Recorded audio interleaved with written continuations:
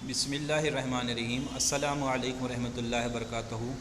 طلباء، آج ہم خلیے کی پیمائش اور مشاہدہ اس کے بارے میں معلومات حاصل کریں گے۔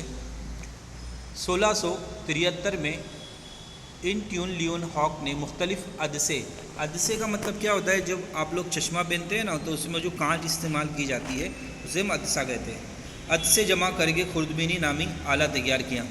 جیسے کہ لاسٹ لیکچر میں بھی میں نے آپ کو اس کے بارے میں تھوڑی سی معلومات دی تھی کہ یہ عدسے کام کیا کرتے ہیں۔ یہ چشمے ہوتے ہیں، دیکھو طلباء، دیکھیں گے ہمارے نانی دادا جو ہوتے ہیں موٹے کانچ کا چشمہ پہنتے ہیں، تو ان کو کیا ہوتا ہے، دور کی چیزیں دھندلی نظر آتی ہے، یا کسی کو قریب کی چیزیں دھندلی نظر آتی ہے، تو کیا کرتے ہیں وہ اس حساب سے وہ عدسے استعمال کرتے ہیں۔ تو اس عدسے کا کام یہ ہوتا ہے کہ قریب کی چیز کو جو ہے، جس کو دھندلا نظر آتا ہے، ان کو صحیح طریقے سے دکھائی دینے لگے۔ کسی کو دور کی چیزیں دکھائی نہیں دیتی ہے تو وہ قریب کر کے دکھائی دیتے ہیں۔ سب سے پہلے اس نے اس آلے کے ذریعے جراثیم پروٹوزوا کے زندہ خلیات کا مشاہدہ کیا۔ انہوں نے دیکھا کہ جو انسان کے اندر جو جراثیم آ جاتے ہیں، جس سے بیماریاں آتی ہے، تو وہ اس کی مختلف وجوہات ہوتی ہے۔ تو وہ جراثیم جو ہوتے ہیں وہ زندہ ہوتے ہیں، باقاعدہ ان میں حرکت ہوتی ہے، ان کے اندر اجسام پائے جاتے ہیں، مختلف فنکشن کرنے کے لیے اندر چیزیں ہوتی ہیں، جیسے ہمارے یہاں دل ہوتا ہے، سانس لینے کے لیے ناک ہوتی ہے، اور تو ان میں بھی تمام چیزیں موجود ہوتی ہیں، لیکن ان کے دوسرے نام ہوتے ہیں اور وہ مختلف طریقے سے دکھائی دیتی ہے۔ انشاءاللہ وہ آگے سبق میں ہم پڑھیں گے۔ ابھی ہمارا جو مین ایم ہے اس کے اندر، اس جو مائکروسکوپ ہے، اس کا مخصوص کام کیا ہوتا ہے، اس کے بارے میں ہم معلومات حاصل کر رہے ہیں۔ خلیات بے حد چھوٹے ہوتے ہیں، یہ ہمیں خالی آنکھ سے نظر نہیں آتے۔ خلیات کی جسامت کی پیمائش مائکرو میٹر اور نینو میٹر اکائی میں کی جاتی ہے۔ خلیے کے مشاہدے کے لیے مرکب خوردبین کا استعمال کیا جاتا ہے، جس میں موجود عدسے کی وجہ سے سلائڈ پر رکھی ہوئی شے کئی گنا بڑی نظر آتی ہے۔ جس طریقے سے آپ کو یہاں پر سلائڈ نظر آ رہی ہے، تو یہاں پر سلائڈ رکھی جاتی ہے اور یہ عدسے کہلاتے ہیں۔ یہ جو ہے جسیمے اور یہ جو ہے یہ عدسے ہے۔ اب کیا کرتے ہیں، یہاں پر ایک سلائڈ رکھی جاتی ہے اور یہاں پر اس کو اوپر نیچے کر کے یہاں ایڈجسٹ کر کے چیزیں جو ہے یہاں پہ دکھائی دینا شروع ہوتی ہیں، اور یہ جو باریک سے باریک جو ذرات ہوں گے وہ بھی بڑے اس میں دکھائی دیتے ہیں ہم کو۔ اب ہم آگے کی جانب پڑھتے ہیں کہ کیا ہے۔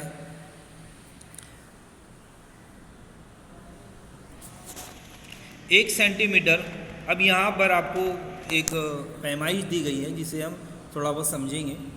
جیسے کہ 1000 nanometre is equal to کیا ہوتا ہے، 1 micrometre. 1000 micrometre is equal to ہوتا ہے 1 ملی میٹر۔ تو 1 ملی میٹر از اکول ٹو ہوتا ہے 1 سینٹی میٹر۔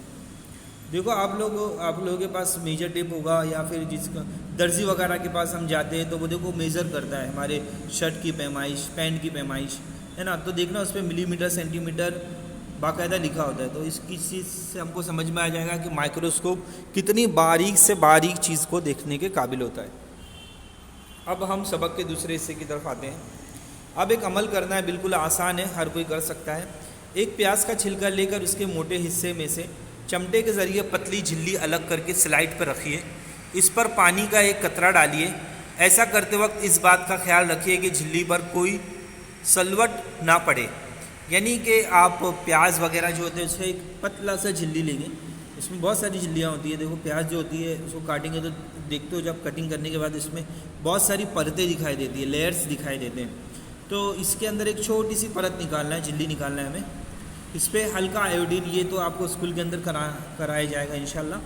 آیوڈین یہ ہلکا ہے، ایسین کا ایک قطرہ ڈالیے اور مرکب خوردبین کے 10x، یعنی کہ اتنا زوم کر کے دیکھنا ہے۔ آپ لوگوں کے موبائل کے اندر بھی دیکھو کیمرہ ہوتا ہے نا، تو آپ زوم کرتے ہیں 10x 5x 2x، وہ ایک دم جو دور کی چیز ہے اس کو زوم کرتے تو وہ ایک دم قریب دکھائی دیتی ہے، بڑی دکھائی دیتی ہے۔ تو اسی طریقے سے جو ہمارے مائکروسکوپ ہوتا ہے اس میں بھی 10x جو ہے عدسے کا زوم ہوتا ہے۔ جھلی پر عارضی طور پر کور سلپ رکھنا نہ بھولے۔ کور سلپ یعنی ایک پتلی سی کانچ ہوتی ہے، وہ لیب وغیرہ میں ہمارے ملے گی، تو وہ کور سلپ اس کو رکھ دینا ہے اس کے اوپر۔ اب یہاں پر ایک چیز کو آپ کو دیکھنا ہے کہ وہ دکھائی کس طریقے سے دے گی۔ ہم نے چھلکا لیا، پھر چھلکے کو اوپر جو ہے جو جھلی ہے اس کو نکالا ہم نے، ایک دم پتلی باریک جھلی ہے۔ اب یہ جو ہے یہ تو ہماری سب سے پہلے اسٹیج پیاز تھی، پھر ہم نے اس کی ایک پرت نکالی، پھر اس کی ایک جھلی نکالی۔ اب اس کو جب ہم مائکروسکوپ میں دیکھیں گے تو کتنی باریک، اور اس کے ایک ایک اجسام دکھیں گے، اسٹرکچر دکھے گا، ایک ایک چیز کا ایک اسٹرکچر ہوتا ہے، اسٹرکچر دکھے گا۔ آپ دیکھو گے کہ جو چھوٹے چھوٹے خوردبینی جاندار ہوتے ہیں وہ باقاعدہ ان کے اندر ناک ہوتی ہے، ہاتھی کی طرح سونڈ دکھائی دے گی، کسی کے اندر آنکھ دکھائی دے گی جھنگور کی طرح، یعنی کہ وہ جو چیز ہے وہ آپ کو باقاعدہ ایک اجسام دکھائی دیں گے، ایک مخلوق دکھائی دے گی، ایک جاندار دکھائی دے گا اگر آپ جراثیم کو دیکھو گے۔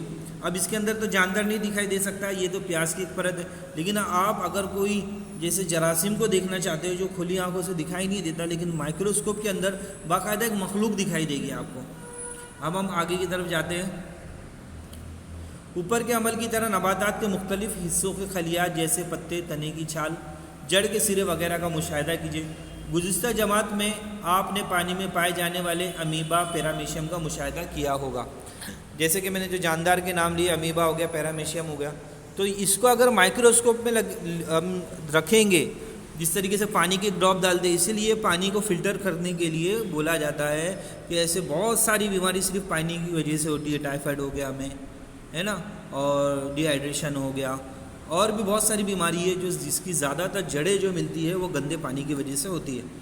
تو یہ پانی کی بوند کو، اچھا گندا پانی کس طریقے سے ہمیں معلوم پڑتا ہے؟ اس بوند کو اگر مائکروسکوپ کے نیچے رکھ دیا جائے اور پراپر طریقے سے اس کو زوم کیا جائے تو برابر جراثیم اس کے اندر جاندار دکھائی دیتے ہیں ہمیں، کہ کس طریقے سے وہ پنپتے ہیں، وہ انسانی جسم کو کھاتے ہیں، یا ہمارے اندر جو وائٹ بلڈ سیلس WBC ہوتا ہے اس سے لڑتے رہتے ہیں، اور جس کا WBC سب سے زیادہ ہوتا ہے ہمارے خون کے اندر، وہ بیماریوں سے بچ جاتا ہے۔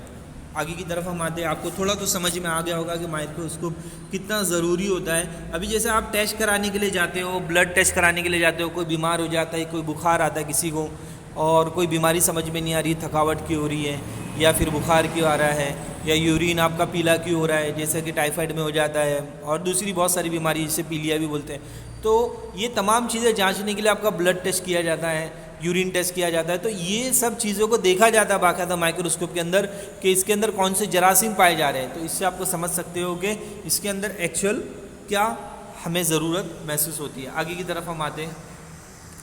اوپر کے عمل کی طرح نباتات کے مختلف حصوں کے خلیات جیسے پتے، تنے کی چھال، جڑ کے سرے وغیرہ کا مشاہدہ کیجیے۔ ہمیں بتلائیے تو بھلا کیا آپ کے مشاہدے کیے ہوئے خلیات میں یکسانیت ہے؟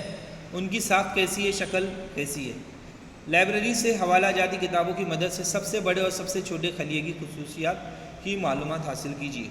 اب یہ جو ہے آپ کو تھوڑا گوگل پہ بھی آپ سرچ کر سکتے ہو کہ small cells, world smallest cells بول کے اس کو آپ سرچ کرو گے تو آئے گا، ورلڈ لارجسٹ سیلس بول کے آئے گا، خلیے کو سیلس بولتے ہیں۔ تو آپ کو گوگل برابر سرچ کر کے فوٹو وغیرہ کے ساتھ، انفارمیشن کے ساتھ، یا ویکیپیڈیا کے اندر جو بھی انفارمیشن ہے وہ آپ کو اس کے اندر معلومات حاصل ہو جائے گی۔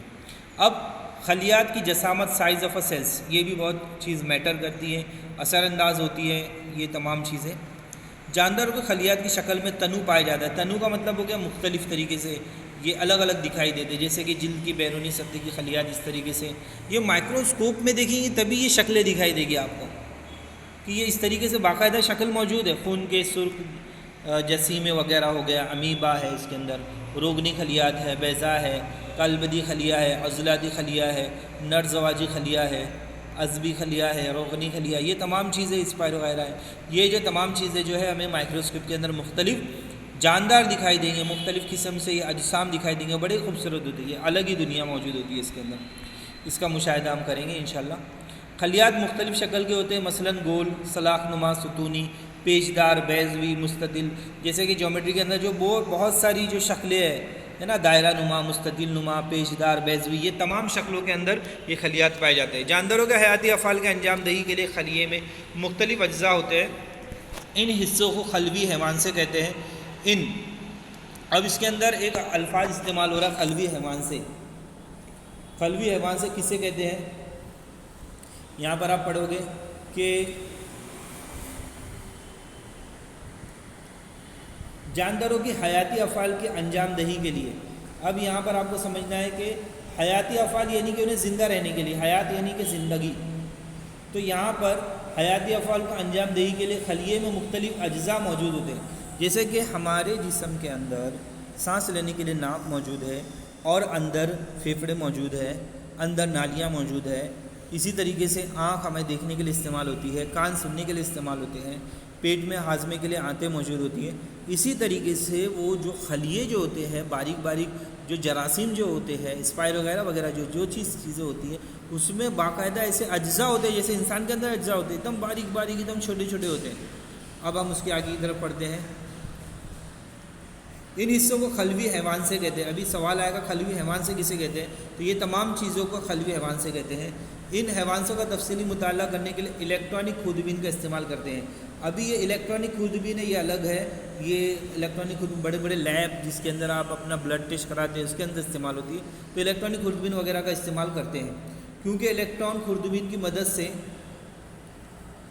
بے حد مہین اجزاء عکس 2 ارب 2 × 10⁻9 گنا بڑے نظر آتے ہیں.